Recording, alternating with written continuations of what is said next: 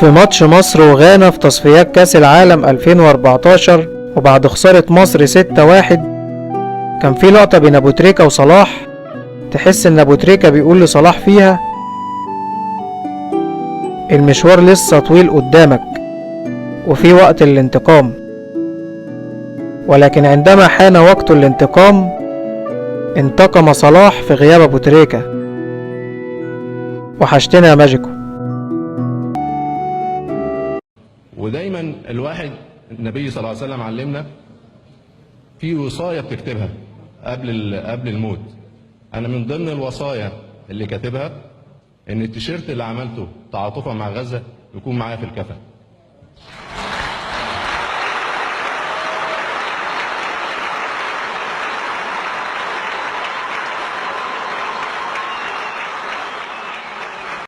من العتبة جينا ومن شبرا يا تريكة يا ابو فانيلا حرير حمرا يا تريكة فنان ولعبك رجولية يا تريكة يا نجم الكورة المصرية يا تريكة يا مدفعية يا تريكة والرجل دي يا تريكة في الحتة دي يا تريكة وصلنا بيها للعالمية يا تريكة يا تريكة. اوه اوه اوه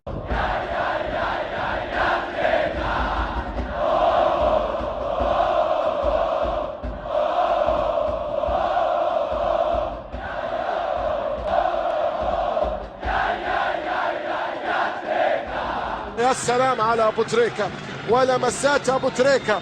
هنا تمريرة لكن سقوط لابو تريكة، سقوط لابو تريكة. الله يا ابو تريكة، كم وددت وكم تمنيت وكم حلمت ان اعلق على مباراة يتواجد فيها اسمك، فليشهد التاريخ اني الان اصبحت معلقا. نعم اصبحت معلقا الان بعدك يا ابو تريكة. الان اكتب في مولدي، الآن أطلق ثورتي، الآن أحكي قصتي في حبك يا أبو تريكة. بالمصري كده والله بحبك. في هذا الإطار اللقطة اللي عملها أبو تريكة معناها تخليك تحب هذا الراجل دبل مضاعف. أنا كنت ديما ننتقد لاعبين العرب، نقول اللاعب العربي يفكر كان في الأكل والشرب، ويفكر في السيارة الجميلة والزوجة الجميلة والاهتمام الإعلامي والسوبر ستار في المجلات والجرائد.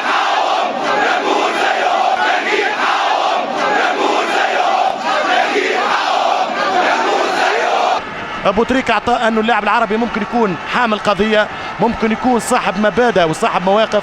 برافو أبو تريكة اللي في 2006 ممكن الناس ينساو بان الحملة الدنماركية على الرسول عليه الصلاة والسلام، كان عمل قال إلا رسول الله.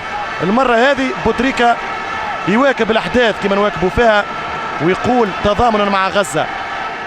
ناس برشا حكاوا والوسائل الإنجليزية يلمحوا في أشياء، وتعرفوا الميل الإنجليزي ومصدر الصحافة الإنجليزية يقول لك الانذار. علاش الانذار؟ خاطر فعل الواحد مش على الشعار. باش تقول لي شعار سياسي نقول لك جون بانسل، وارجو من الفيفا والكاف ان تبتعد على المكيالين او سياسه المكاييل. وقت تعاقبوا جون بانسل الغاني نرجع ونعاقب ونأشر لكم باش تعاقبوا الساحر اللي ريح لك على الاريكه واستمتع أبو تريكة. شرف أكبر، واللعب لمنتخب مصر هو الشرف الأكبر والأعظم، وأبو تريكة رمز لمصر ورمز للرياضة المصرية ورمز للمواطن المصري والشاب المصري. أبو تريكة الإنسان قبل أن يكون أبو تريكة اللاعب الفنان الذي أسعد مصر كل مصر وأسعد العرب كل العرب بفنياته وإمكانياته ومهاراته وبطولاته ملء حياته. أبو تريكة رمز يحتذى به ونموذج يدرس لكل شاب ولكل طفل في المستقبل. ادي امامنا ابو تريكة الكل الملعب يصفق لابو تريكة، لا تترك الملعب. هذه هي التحية الجديدة من ابو تريكة لهذه الجماهير على الطريقة الاسبانية.